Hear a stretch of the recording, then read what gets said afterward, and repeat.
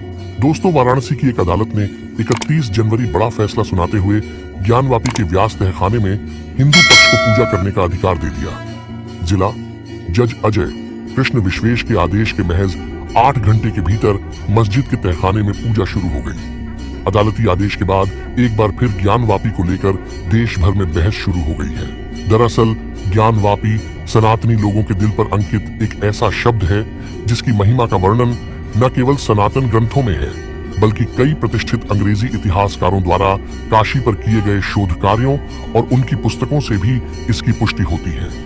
दैवीय ग्रंथों और आध्यात्मिक खोज की कहानियों से भरे सनातन ग्रंथों में अक्सर ज्ञानवापी को एक महत्वपूर्ण तीर्थ स्थल के रूप में उद्धृत किया गया है।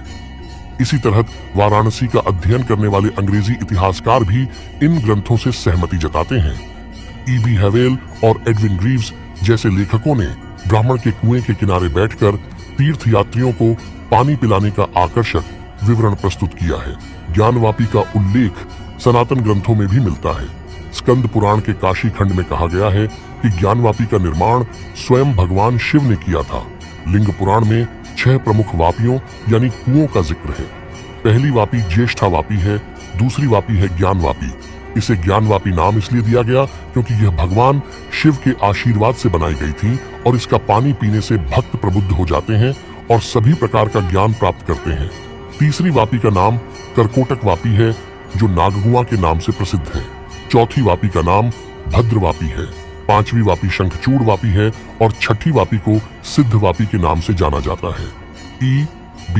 हैवेल ने अपनी पुस्तक बनारस द सेक्रेड सिटी में ज्ञानवापी की उत्पत्ति के संबंध में 2 सिद्धांतों का जिक्र किया है।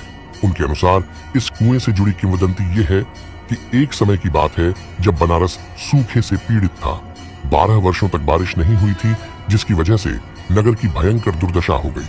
अंततः एक ऋषि जो महान हिंदू संतों में से एक थे ने शिव का त्रिशूल पकड़कर उसे इसी स्थान पर धरती में गाड़ दिया।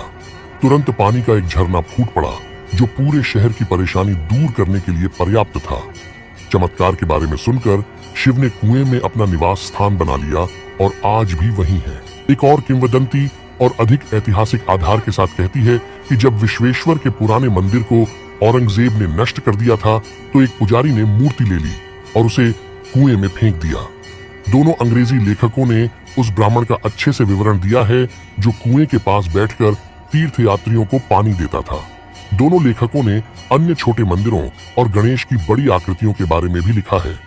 E.B. हैवेल ने अपनी पुस्तक बनारस द सेक्रेड सिटी में लिखते हैं, ज्ञानकूप यानी ज्ञान का कुआं स्वर्ण मंदिर और औरंगजेब की मस्जिद के बीच बड़े चतुर्भुज में स्थित है जो पुराने विश्वेश्वर मंदिर के स्थान पर बनाया गया है। यह एक सुंदर सारासैनिक पिलर से ढका हुआ है जिसे 1828 में ग्वालियर के दौलत राव सिंधिया की विधवा ने बनवाया था। पास में विशाल पत्थर से बना हुआ बैल नंदी है। तीर्थयात्रियों की भीड़ को हमेशा देखने और अध्ययन करने के लिए बहुत कुछ मिलता है। एक ब्राह्मण प्रत्येक तीर्थयात्री को एक घूंट पानी पिलाने के लिए करछुल डोई लेकर कुएं के पास बैठता है। कॉलोनेड एक पसंदीदा विश्राम स्थल है और वहां आप अक्सर उन तीर्थयात्रियों को देख सकते हैं जो अपने संरक्षक देवता की तस्वीर और प्रतीकों को अपने साथ ले जाते हैं। फर्श पर एक छोटे से मंदिर की व्यवस्था करते हैं और विधि विधान से पूजा करते हैं। एडविन ग्रेव्स अपनी पुस्तक काशी द सिटी इलस्ट्रियस में लिखते हैं, ज्ञानवापी एक ढलानदार पगडंडी वाली गली से उतरते हुए पहली इमारत जो नजर में आती है वह औरंगजेब की मस्जिद है जो मुस्लिमों द्वारा ध्वस्त किए गए विश्वनाथ के पुराने मंदिर की जगह बनाई गई है। ये एक अच्छी इमारत है, हालांकि इसका बहुत अधिक उपयोग नहीं किया गया है और ये हमेशा से ही हिंदुओं की आंखों की किरकिरी रही है क्योंकि ये उस स्थान के बिल्कुल केंद्र में है जिसे वे विशेष रूप से पवित्र भूमि मानते हैं। इसी जगह पर साल 1809 में झगड़ा हुआ था जो विनाशकारी साबित हुआ। मस्जिद के पीछे और इसके आगे के भाग में संभवतः पुराने विश्वनाथ मंदिर के कुछ टूटे हुए अवशेष हैं। दोस्तों, आपका क्या कहना है इस बारे में? कमेंट में जरूर बताएं। मिलते हैं किसी और ऐसे ही जानकारी के साथ।